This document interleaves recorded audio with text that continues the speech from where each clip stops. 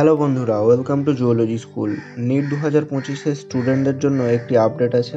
দেখো, recent Times of ইন্ডিয়ার একটি অফিসিয়াল ওয়েবসাইটে নিট 2025-এর এক্সাম প্যাটার্ন নিয়ে তারা কিছু লিখেছে। According to Times of India, Indian government NEET 2025-এর এক্সামটা দুটো ফেজে করানোর চিন্তাভাবনা করছে, কিন্তু সে বিষয়ে অফিসিয়ালি এখনো পর্যন্ত কোনো কনফার্মেশন আসেনি। যদি দুটি ফেজে এক্সাম কন্ডাক্ট করানো হয় তাহলে সেটা স্টুডেন্টদের জন্য খুবই ভালো খবর, কারণ যদি দুটি ফেজে এক্সাম হয় তবে কোশ্চেন লিক বা চিটিংয়ের মতো ঘটনাগুলি আর ঘটবে না। যেটুকু খবর পাওয়া যাচ্ছে তাতে নিট 2025 এক্সাম দুটি ফেজে হলে প্রথমটা প্রিলিম হবে এবং সেকেন্ডটা মেন এক্সাম হবে।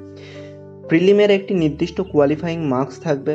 প্রিলিম কোয়ালিফাই করলে তবেই মেন এক্সামে অংশ নেওয়া যাবে। প্রিলিম এক্সাম সম্ভবত এনটিএ কন্ডাক্ট করাবে এবং মেন এক্সাম কন্ডাক্ট করানোর জন্য national board of examination এনবিই, CBSE অথবা এইমস এদের মধ্যে যে কোনো একটি গভর্নমেন্ট বডি মেইন এক্সামটা কন্ডাক্ট করাতে পারে। প্রিলিম এক্সামটা তোমাদের পেন পেপার মোডে হবে এবং যে মেইন এক্সাম হবে সেটা তোমাদের সিবিটি মোডে নেওয়া হবে।